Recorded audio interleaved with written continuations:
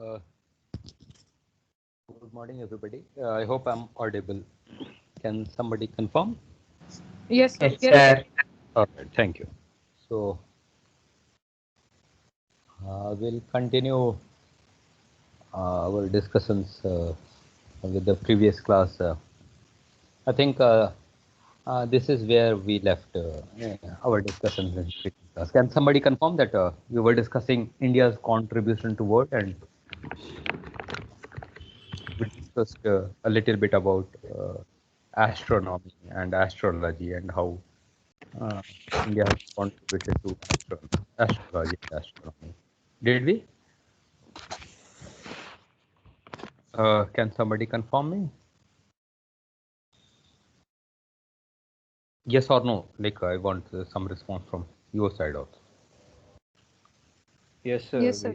Yes, sir. Here was the last talk. All right. So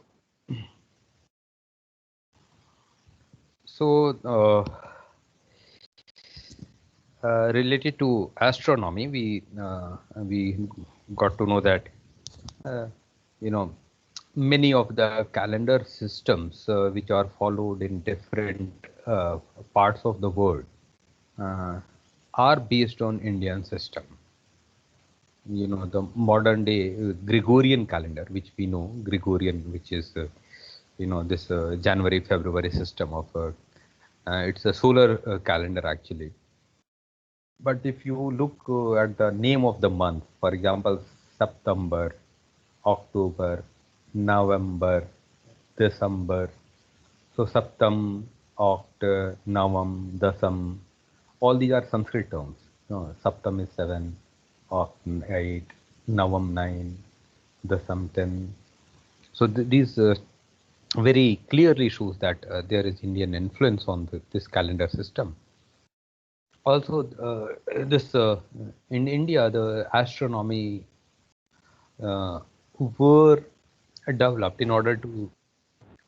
India used to be this agriculture-based country, and the calendar system, it is more scientific in nature rather than the modern Gregorian calendar which we have, this January, February. So our Indian system, because the people, those who live in village, they know the agriculture system. So the way it is adjusted, the months in Indian system, we have a extra month which occurs after a time period of 4 or 5 years, and the which adjusts the whole.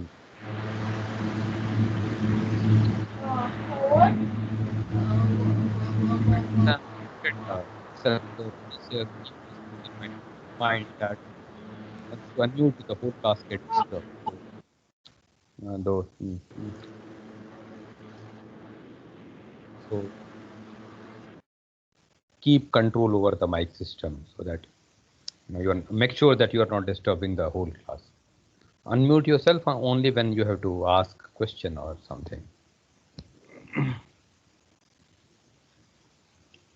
So astronomy and astrology were very much developed, and we had great saints like saint scholars and scientists, in other words, like Vara Mihir and those who developed this astronomy. Much before Copernicus developed this principle that it is the sun which revolves around, it is the sun around which all the planets revolve. In India, that was known much before that. Even the earth is in the round shape. That was also known to India much before Galileo and people in the Western world discovered it. We have a very clear-cut depictions of a Varaha figure in Karnataka state. If you go to visit the temples of Pattadakal in northern Karnataka, where Vara, who rescued the Mother Earth, the Earth is depicted in a round shape. So that's a 10th century temple where Earth is depicted in a round shape. So these facts and figures were known to India. Anyway, so that's for sure that this astronomy was very much developed. Also, we need to remember that our festivals and religious ceremonies are designed in such a way that there is some celestial thing happening in the sky, in the cosmos, and we are being affected. We discussed in more detail in previous class how we are actually being affected. So some celestial happening is there in the skies, and the way we are affected. So our these saint scholars and astronomer, they designed the calendar system in such a way that they made certain festivals on that particular occasion. For example, Makar Sankranti. Now Sankranti means transition. Makar is a zodiac sign. Uh, you know, so in English we call it, I think, Makar is Capricorn. So there is a Western, this Roman system of also astrology, where these signs are common. Only the name starts differing. So there is a transition of sun is happening in celestial plane, and which is affecting us. And our festivals are designed in such a way that we get benefit from that particular celestial, occurrence. So be it Kumbh Mela, or be it this Snan of Sankranti, all these are based on astronomical happenings in celestial plane. And our festivals and calendar systems are designed in such a way that we can reap some benefit of those things.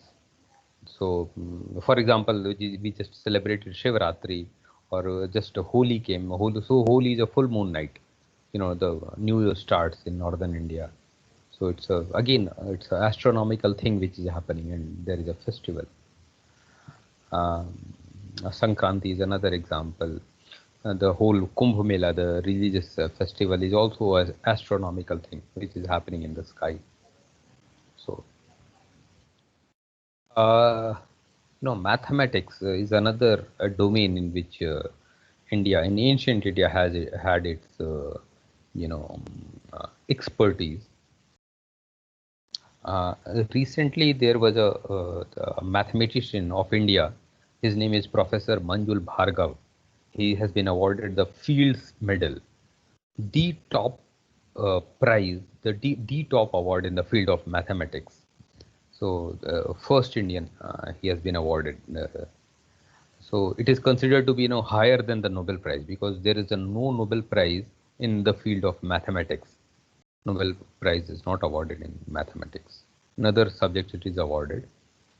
On a funny note, it is said that Alfred Nobel, who founded this prize, his wife ran away with a mathematician. So out of anger, he did not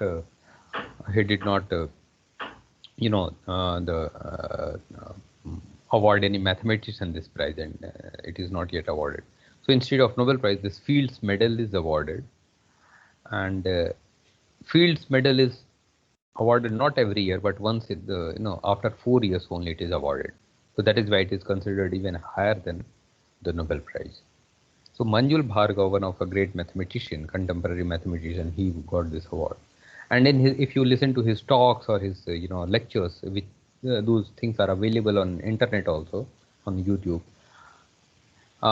He has discussed that this new number system, the pure number theory, in ancient times, it was so developed that even the Fibonacci series, which is nowadays used a lot in cryptography and in mathematical system, Fibonacci was already discovered in Indian system. The ancient in Sanskrit poets, those who compose their verses in Sanskrit, they discovered it. There is a Pingal Sutra, which is and also in some Jaina scriptures, Fibonacci series has been already mentioned. Similarly, the Pythagoras theorem was already known in India much before Pythagoras in the Greece he discovered it. So there is a very concrete proof that it was there in Vedic time. Bodhayan was one of a great sage who discovered this Pythagoras theorem. In NCERT textbooks, when we were studying, I don't know the present status, but when we were studying the Pythagoras theorem, was taught as a Bodhayan Pythagoras theorem, because Pythagoras, much before Pythagoras, it was the Bodhayan who discovered and developed it. And there is also certain proof that there was a cultural exchange between ancient India and Greece, and maybe this what we know as a Pythagoras theorem went from India to Greece, and from where this Pythagoras got to know about it. So that possibility is also there. One of mathematics professor, I attended his lecture where he was pointing out to this fact. Another important, if you are interested, there is a film, actually a Hollywood film called The Man Who Knew Infinity. So another interesting film to watch. I recommend this. It is based on the Srinivas Ramanujan biography. So the Srinivas Ramanujan was trained in any professional institution for mathematics. There was already Indian system of mathematics through which he was trained, which is called Kerala. Especially in the Kerala, these mathematical formulas and were developed, and that tradition, he was able to discover some of the greatest of the theories in number system, and this which later did to the Cambridge University, and he discovered some of the marvels discoveries in the field of mathematics. So which shows that in ancient India, a great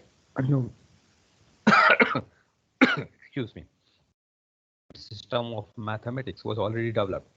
Apart from the most of you already know that the zero is contribution of India, and the pi value was discovered. Till 19th century, there used to be a well-developed mathematics existing as a living tradition in India.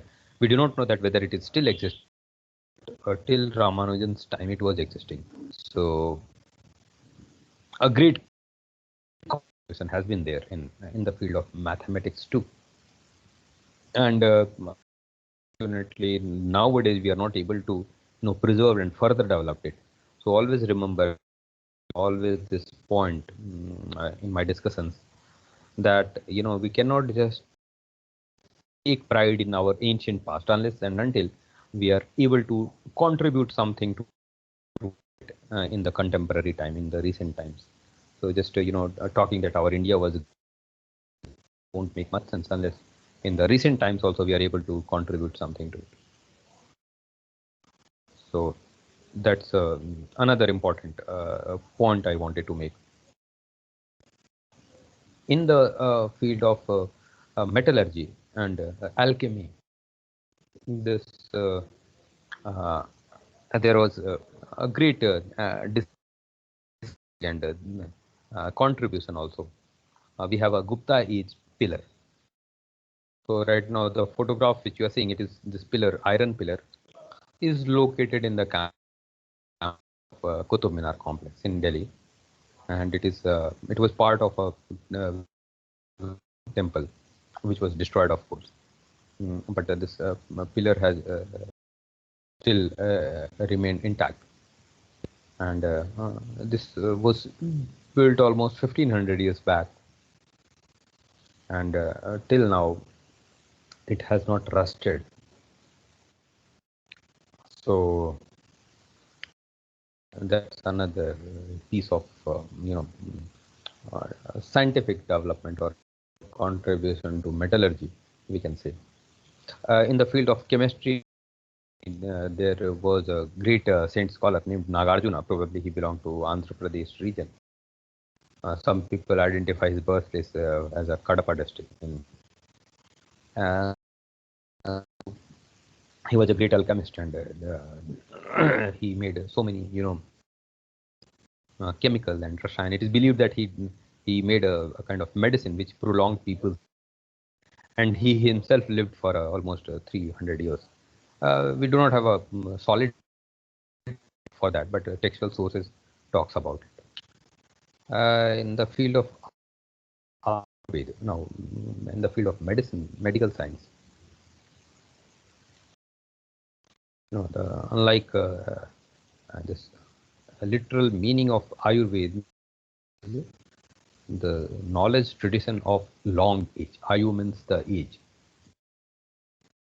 and Ved is the system of knowledge. So Ayurveda. So he these Ayurvedic texts such as Sushrut Samhita and Charak Samhita and texts have been translated into English, and they are available online. So I was reading Charak Samhita for some portions of it, and I was amazed to see that the ill have been described in a very detailed manner, and this the process of treatment is also very vast. So it's not just a mere some it's a whole process of research of thousands of which has come down to us, and nowadays the whole world is following the system of Ayurveda because of its benefits, of course.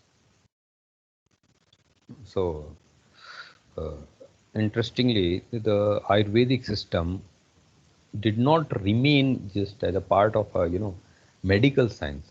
It became part of our daily diet system too, and we have this turmeric and other spices which are actually medicinal plants, but we consume it on almost on a daily basis, and tulsi plant and other things, and uh, that is how the immunity system of India has increased to a greater extent.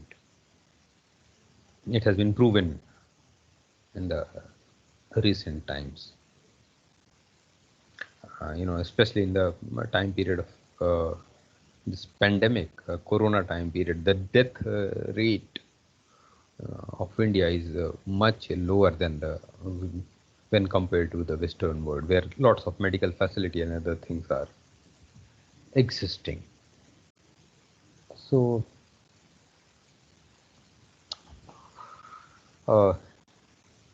in medical science, India's contribution is also recognized.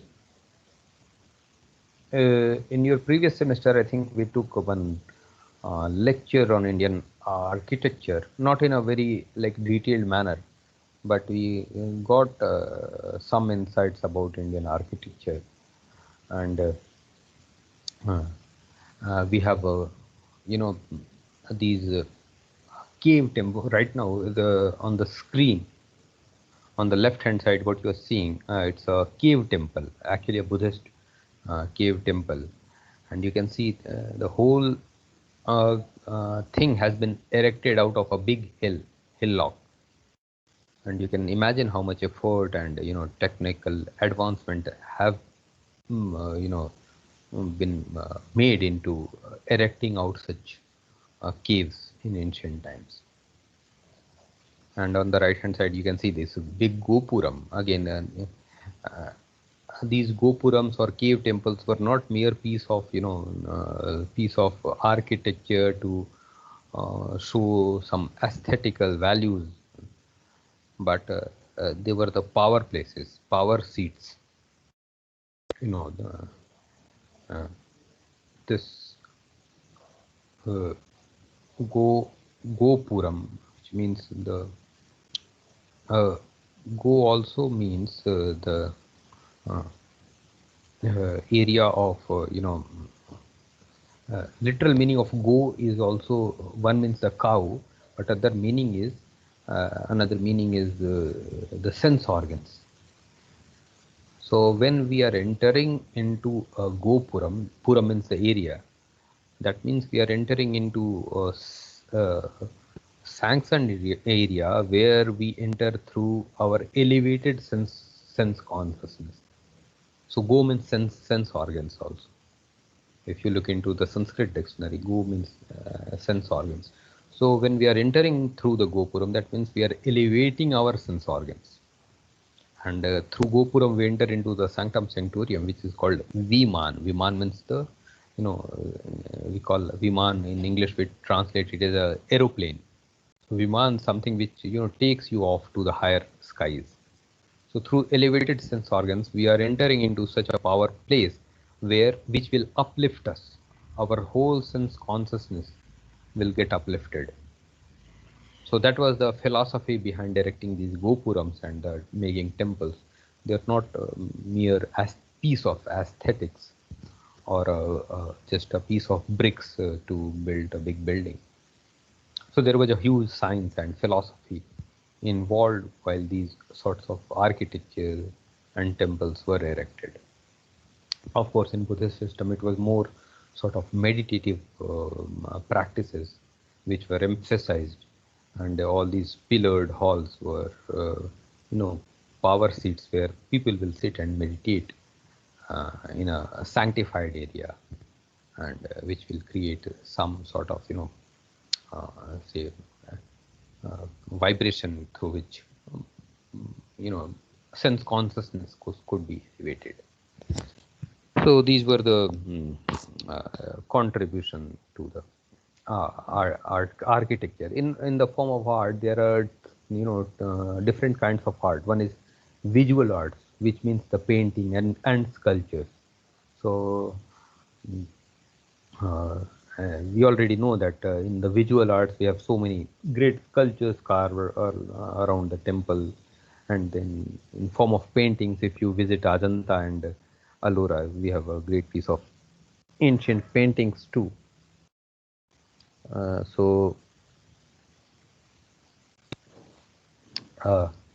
these temples are part of Indian system, and then this art also consists of performing arts, which means performance of dance and theater and music. So India has a very great heritage of piece of music and dance and theater. On the top right, you might be seeing a black and white photograph, which is more like uh, can somebody identify what kind of performance is being depicted there? Let Kathakali, me. sir. You are partially right. It's not exactly Kathakali. Can you identify yourself? Who gave the answer? Hmm. Can you identify yourself? The student who responded with Kathakali. Yes, that's a partially correct answer. Uh, we'll discuss more about it. Uh, who gave the answer? I'm asking the name. Unmute yourself. Harshvardhan. And Harshvardhan. One. Yes, Harshvardhan. Anybody from Kerala in this class?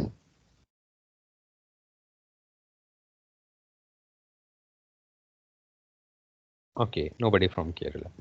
Okay, Harshvardhan. Somebody is there? Yes, sir. Yes. All right. Swati.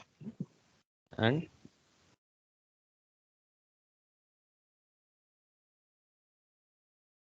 so, anyways, so the ancient Swati, do you know the from which art form the Kathakali has been derived? No, sir, I'm not sure about it. No problem. Just hold for a second. I'll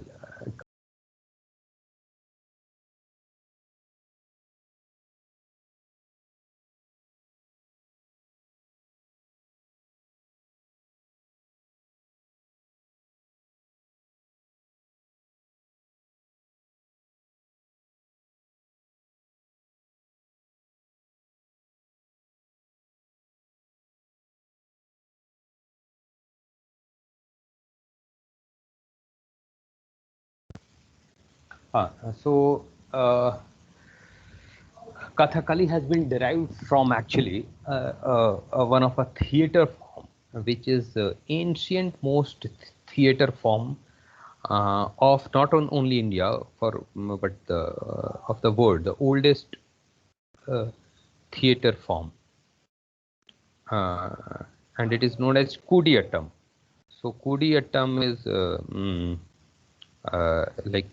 was the first art form of India which got the status of oral and intangible heritage of humanity. This status to this art form was awarded by UNESCO. And unfortunately, even I was at that time I was in Kerala, and I read in newspaper, and then only I got to know that there used to exist such a great art form, which has been recognized by government of not government of India, but from UNESCO, from United Nations, as a oral and intangible heritage of humanity. The first art form of India got this recognition. And Kudiyattam, very powerful theater performance. But unfortunately, like most of the art, like Indian heritage, we are not, we might be not aware. Maybe some of you might be aware, but yeah, majority of us are not aware of our own great heritage. So it was a Kathakali later on during medieval time period. Kathakali got derived from it. So in the appearance and in the makeup and other things, it looks very similar, but it's different from Kathakali. So it's another art form. In ancient time, it was only supposed to be performed within a temple premises. Till recent time, like till 1960s, 50, 60 years back, only artists took out and started performing on it on stage. It's a very powerful art form, and it's a whole theater. Anyway, so that's the greater this masters of it were Chakyar people, Amanur Madhav Chakyar and Mani Madhav Chakyar, and those people, they preserved these art form in a very pristine way. Fortunately, it is surviving till date, and that's the great part of it. Many similar art forms, we have already lost it. For example, in when I was studying, doing my research and PhD from Delhi University, we used to invite a great Rudra Veena exponent.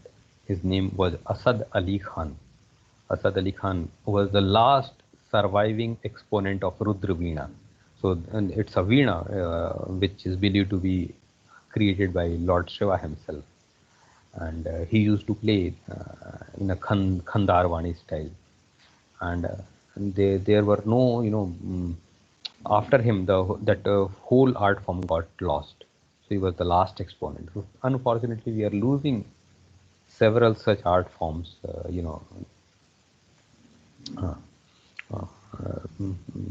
every year maybe. And while we make a huge effort, when he passed away, this professor from IIT Delhi, his name is Professor Kiran Seth, who founded Speak McKay. I'm still part of a very active member of that. Speak McKay, we have a Speak McKay chapter in our college also. And we did during Shivratri festival. I don't know, did somebody watch Shivratri program, which was done in our college? Online, of course. No, sir. Okay, because your exams were going on, so maybe you. But anybody is aware of that? What was done during those, Shivratri program? Okay, so like it was hosted by our Vedanta club, and through Speak McKay club, we invited a great exponent of Kuchipudi, so another classical dance from Andhra Pradesh and Telangana region. So there was a lecture demonstration by our Speak McKay club, and we invited one of a great exponent of Kuchipudi, and she came and she gave a lecture demonstration. She performed for and talked about Kuchipudi art form. So in our college, we keep inviting, these great artists. For your seniors, we invited a great puppeteer, a leather puppeteer from Kerala. His art form is known as Tolpava Kuttu. So Tolpava, the artist who came, he got this year, he got a Padma Shri, Padma awardee. He became like one of the very prestigious award offered by Government of India. So So student, were able to interact with him. He trained you people about that art. On the last day, like it was a 1 week workshop where he trained our students, and on the last day, students were able to perform also using those leather puppets. Uh, so like we need to get exposure to these art forms also, because the great heritage has been there. And as I said, as I pointed out, that India is known for these things. As the United Nations recognized many of Indian art form as gave this status of oral and intangible heritage of humanity.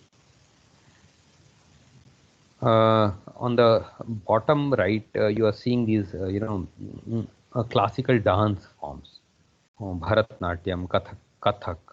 So Bharatnatyam from Tamil Nadu region, Kathak from mostly the UP and Rajasthan, northern India region, Kathakali from Kerala, Kuchipudi from Andhra Pradesh and Telangana, Manipuri from northeast India, Manipur, Mohiniyattam from Kerala, Odissi from Odisha, Satriya or Hatriya from Assam.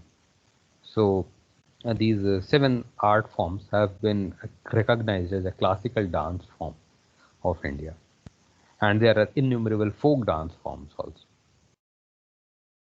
So a great contribution from Indian heritage towards the world. And if we go abroad, India is identified with these art forms. And related to classical music, we have a great tradition of the Carnatic and Hindustani, two separate tradition, but they are interjoined. They have common raga, common structure, common notes. North Indian is known as Hindustani music, and South Indian classical music is known as Carnatic. So Carnatic music means the whole. It does not belong just to Karnataka, but Andhra and Karnataka and Tamil Nadu and Kerala, all the southern Indian states, and it's a composite heritage of India. Uh, Last year, Government of India, uh, the publication division of Government of India asked me to write a piece of article on Indian classical music, and it is published in one of the magazine, and it was also translated into 13 different Indian languages. So that article is available, and those who want, maybe I'll share in the chat group, and maybe you can read for your own knowledge purpose. It was published in a magazine called Yojana, and which is prescribed magazine for all the UPSC aspirants. So there are several YouTube videos also made based on that article. So you can go through it if you want to have more detailed knowledge about Indian classical music and dance. So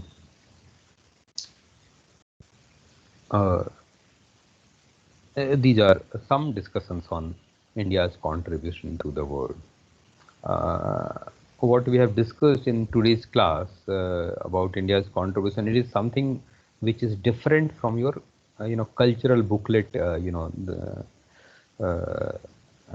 information which is provided in our cultural booklet, the prescribed booklet, which I have already shared with you. So this is a supplement kind of thing. So you are supposed to read that booklet for your exams, and the booklet is very lucidly written. It's easy to read, not very difficult. So that's your homework, kind of homework. You go through it and read on your own. And whatever we have discussed in the class, it's a more kind of supplement to it. So more detailed things will be provided in that particular cultural booklet. So let me share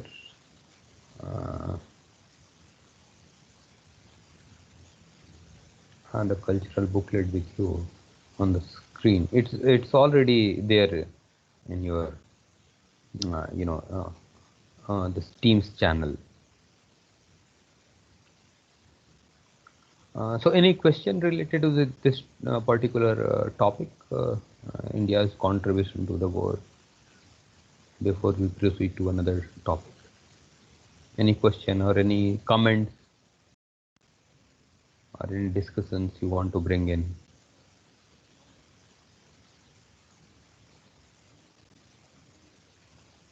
Excuse me, sir.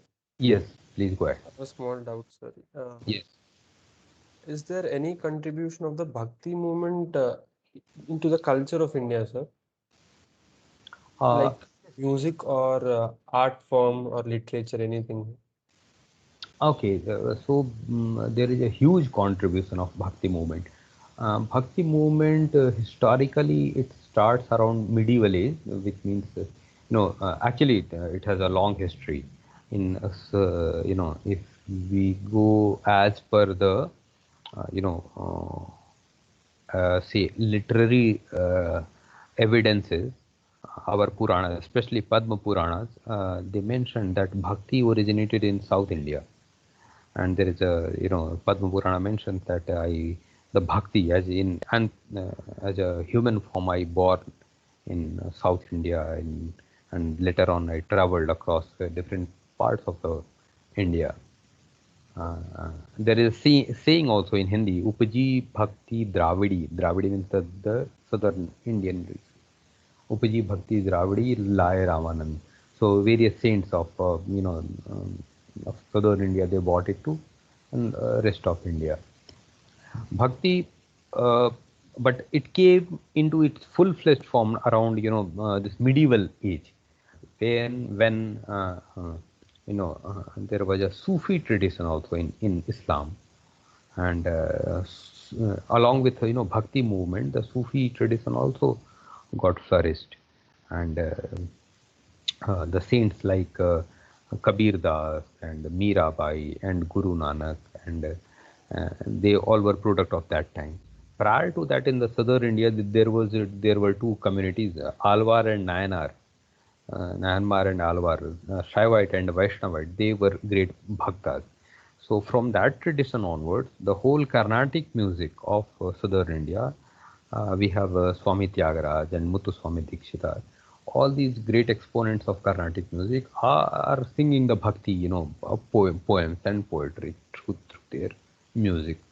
So whole of the musical contribution is actually originating through Bhakti movement, and through in the temples, in through the bhaktas or the great devotees of Lord Shiva and Lord Vishnu in southern India. So yes, there has been a great contribution of um, uh, bhakti cult or bhakti movement for this development of Indian classical music. Also, the dance, also many of these dance forms, for example, Odissi or Kudyatam, they are performed within the temple premises as a offering to the deity. So art forms also they got developed, in the say temple premises for that matter. Similarly, in Islamic tradition, if we know this Qawwali singing form was a kind of offering into the dargah of Islamic saints. If you visit, say, Hazrat Nizamuddin Dargah in Delhi, I have been there. Great qawwals they performed often. In Bollywood films also, you might have seen, some qawwal performing in front of Dargah. So this bhakti movement, and let me tell you that the whole Sufi tradition has a great influence of a bhakti movement, where these all music traditions are being developed. So yes, the answer is yes. Bhakti Sir, movement. and one more doubt, sir. Yes, So Sufi tradition is from Islam and Bhakti movement is purely Hindu. yes. So does like because both are contradictory religions, they're both are different religions actually. Mhm. So can a religion derive from the other one, sir? Does it get affected in a way, in any way, in any sort of way? Yes, very important and interesting question. Yes, let me tell you that if we talk about the Islamic tradition of Arabian countries, from where it actually originated, music is considered as a haram. Haram means something which is prohibited. So in a very, in that context, music is prohibited in Islam. But when Islam came to India with the Persian influences, so in majority part of India, it is not coming from the Arab, but from the Persian area. This Mughals were Persian people. So it came to India. It had, it get any religion when it changes its geographical location. For example, we discussed about this Japanese deities. They are worshipped in Indian deities. They are worshipped in Japan at present. So we discussed that their forms and their tradition has somewhat changed, and they have been accustomed to Japanese tradition. So similarly, when Islam came to India, lots of contextual things got into it. So the whole music tradition, as and the way it is prohibited in the Arab Islamic tradition, it got changed. And when it came to India, it had Indian influences, and the whole Sufi tradition is product of that. So this is a part natural.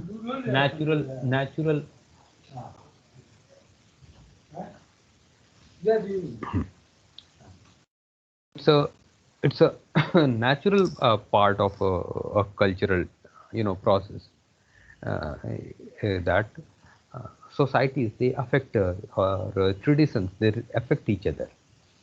And Sufism is a very unique example of that.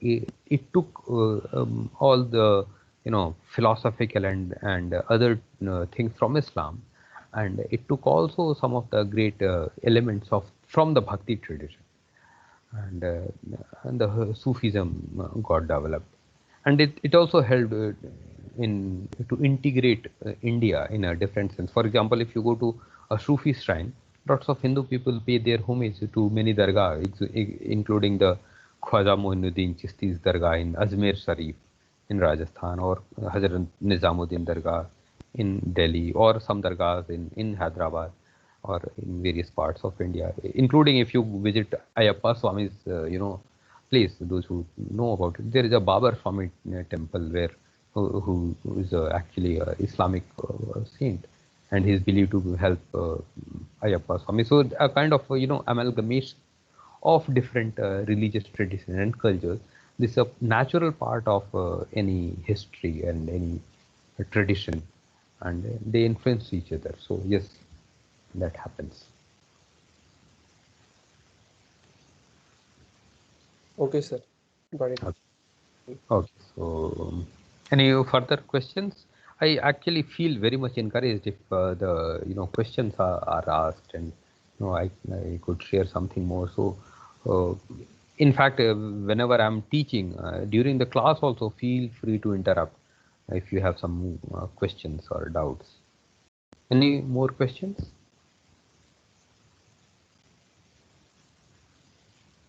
Anything related to the whatever we discussed, from astronomy to astrology to mathematics to art and culture and architecture and medicines. Anything?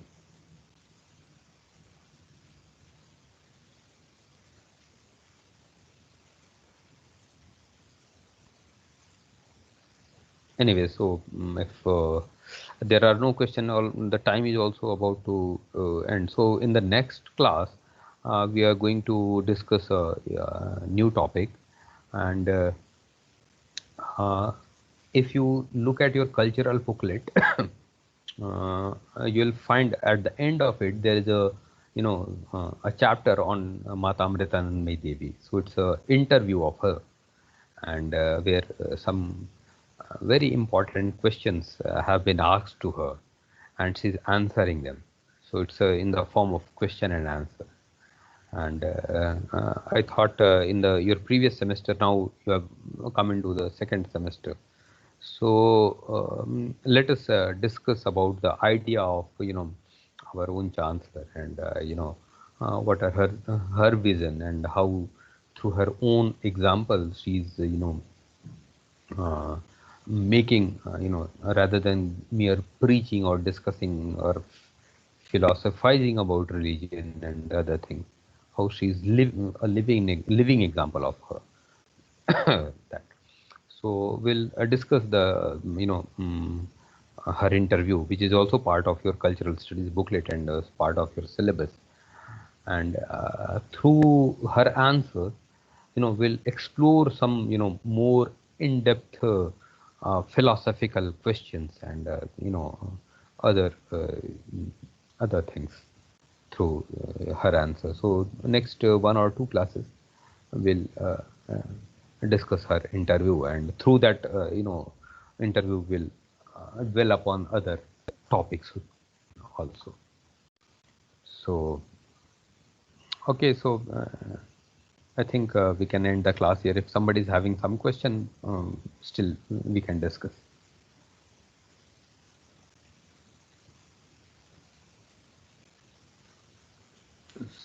Thank you. Sir, Okay, sir, I so have one doubt, sir. yeah, please go ahead. Apart from this topic, not this topic, sir, Mhm. but is Sikhism, that is a relatively modern religion when compared to Hinduism, no, sir? Correct. So, is Sikhism a part of Hinduism, like is a sub-branch or something like that, or is it a completely different thing? Okay, a Because very important. Yes, the go ahead. 10th Guru, I think Guru Gobind Singh, he had something like Govind Deh Singh. Shiva Bar Mohe. There is a song, I just Exactly. don't know what to call. Yes. So, do they believe in the Hindu traditions, or is it a completely different religion? Okay. So, uh, Sikhism, as we know, the Sikh literal meaning, the Sanskrit term for Sikh.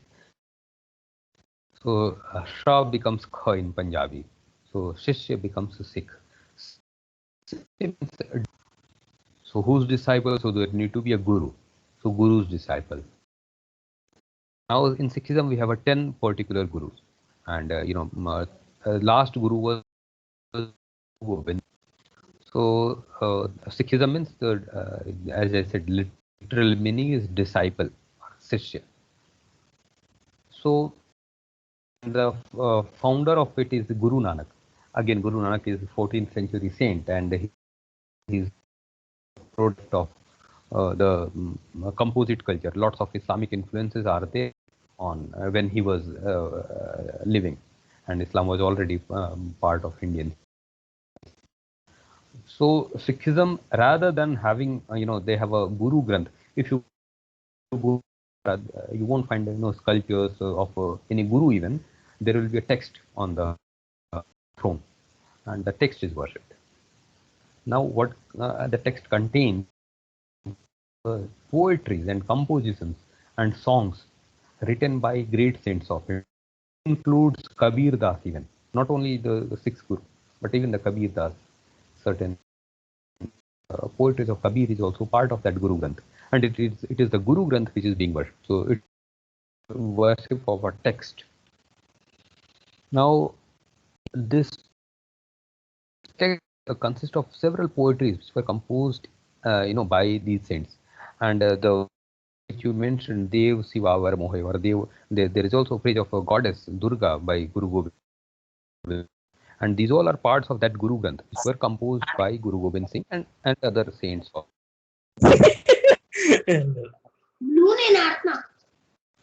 Somebody has anyway. No. So any religious, if in the next class we are going to discuss Amma's question and answer also, any religious founder, they do not actually, form the religion. For example, Gautama the Buddha, Buddhism, he did not, he was not a Buddhist, or Christ, Jesus Christ was not a Christian for that matter.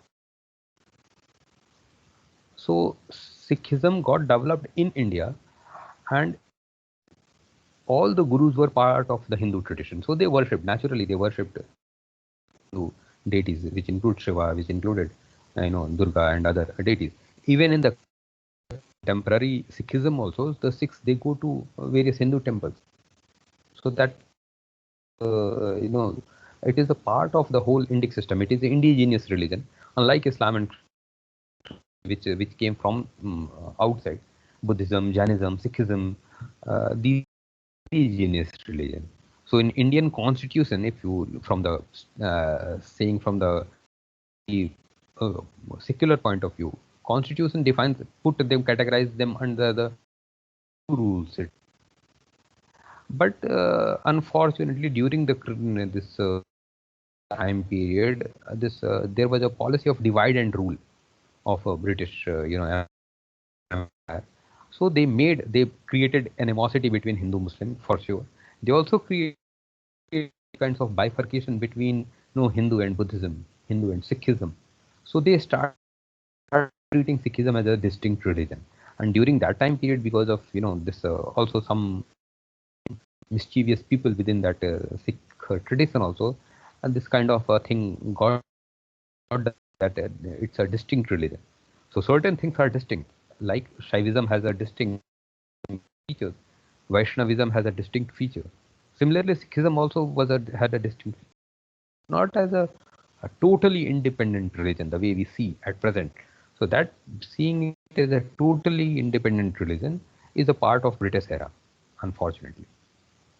So during that time period, this and later on, this became a huge terrorist problem. The whole, in Punjab got a separatist movement. I don't, you might be not aware, but when we were kids in the 80s, there this whole It is a Punjab used Khalistani movement, sir. Khalistani movement, exactly.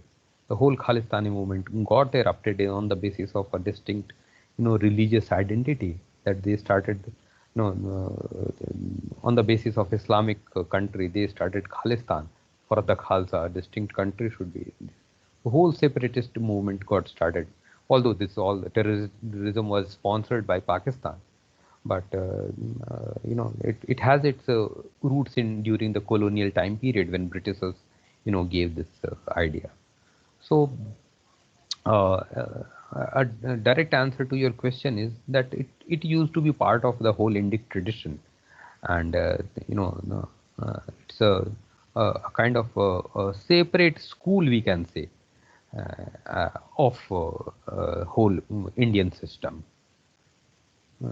So, not as a totally distinct religion. Even Indian Constitution put all the six people in according to Hindu code bill, like Hindu rule. So, but as a practice, it is of course it has got its own identity and own tradition. So, from that point of view, it's a separate tradition, religious tradition, we can say. But it, of course, it has its roots in the whole Indian Hindu system. And that is why this Guru Gobind Singh and Guru Nanak and other saints are composing poetry dedicated to Shiva and God and other Hindu deities. Yes, So, sir, got it. okay.